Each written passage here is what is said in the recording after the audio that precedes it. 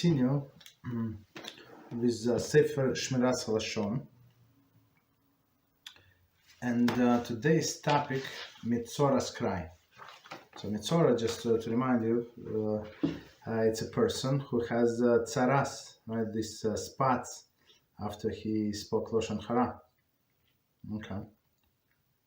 Continue. Zohar Parasha Metzora states, the prayer of one who speaks Lashon Hara will not come before the Holy One, blessed be He, for Ruach Tameh, an impure spirit, hovers over him.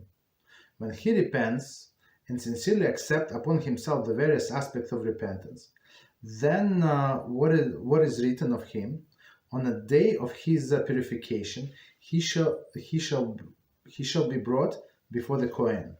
Okay, and we're going to see what does it mean. And that is so that's one of the reasons, right? When this person goes around in a place where he lives, so he screams Tameh Tameh, meaning what? That he wants everybody that he is impure. And one explanation, straightforward explanation, Rashi says, to warn people, so stay away from me, because if you touch me, you can get also impure. It's one explanation. But second explanation is, look, I cannot pray for myself, right? I'm impure, and you see Hashem is very angry for me, with me, so please pray for me. That's the second explanation.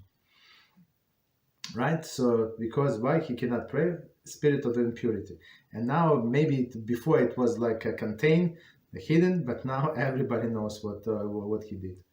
Okay. Not what he did exactly, but why he's getting this punishment. Commentary. Homiletically, this means that having repented and achieved purification, the Metzora is assured that his prayer will once again be accepted above. Okay. So, and now he shall be brought to Kohen. Okay. Continue.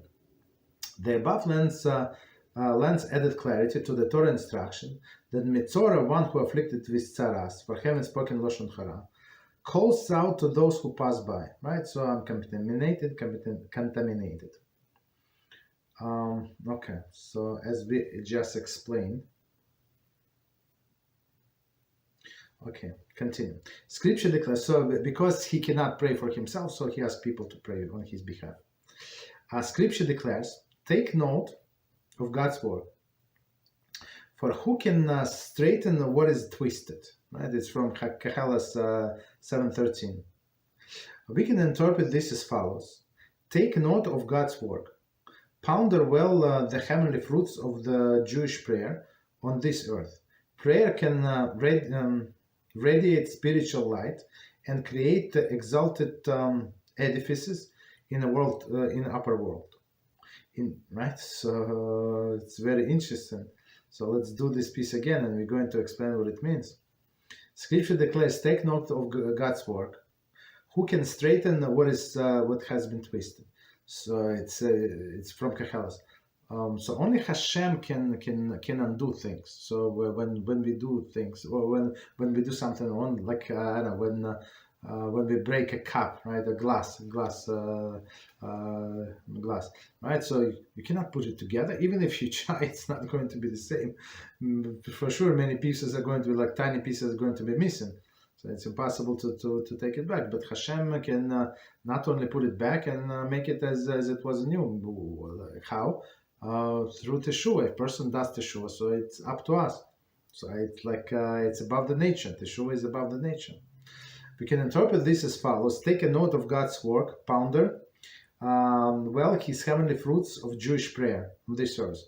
Of course, when you do Teshuvah, one of the steps, as we learn in Shmona Prakim, so you have to confess exactly what you say. It's prayer, right? And you beg for Hashem for forgiveness. Prayer can radiate spiritual light and create exalted edifices in the upper world. Ensure then that your prayer be uttered with a proper radiance, by the mouth that is pure and unsullied with sin. So if a person speaks Lashon Hara, so his prayers are not accepted. Why? Because it comes from a not pure place. person's mouth, right? But when person purify his mouth, then the prayers are getting accepted. For who can straighten what he has twisted? If one's prayer will be lacking, then the spiritual products of the upper world will be lacking as well. So as we said before, so everything in the upper world depends on what we do in the lower world, right? It's very interesting. If something lacking here, it's something lacking up there. It's measure for measure. This will bring eternal distress to the one's soul. For these are not earthly structures, which can be repaired or improved by the second craftsman. So only that person can verify. I don't know what somebody is playing with these settings. If you can, okay, please. I'm not sure how to undo that. I apologize. This will bring in. Okay, we said sorry. As Hillel declares, "If I'm not for myself, who will be for me?" Right? I was 114, and it's very, very important. Of course, there is. Thank you, whoever did it. I appreciate it very much. Okay, so Hillel said, "If I'm not for myself, so who will be for me?" Of course, there are people who care about us and trying to help, but we have to remember everybody busy with their own life, and we have to take care of this. Some people ask the same question over and over again, and they even apologize. I had this class today.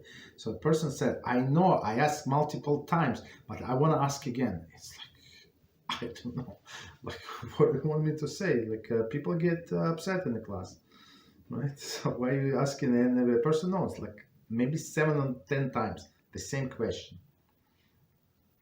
So you have to be basically, why did I say you have to be for yourself. You get the answer, you get the proper path in life, like you know it's true, so just continue living this way. Right? It says Lashon Hara bad, so try to put yourself barriers not to do that, as we learn in Shmona Prakim, right? In our Wednesday's class. So create for yourself barriers and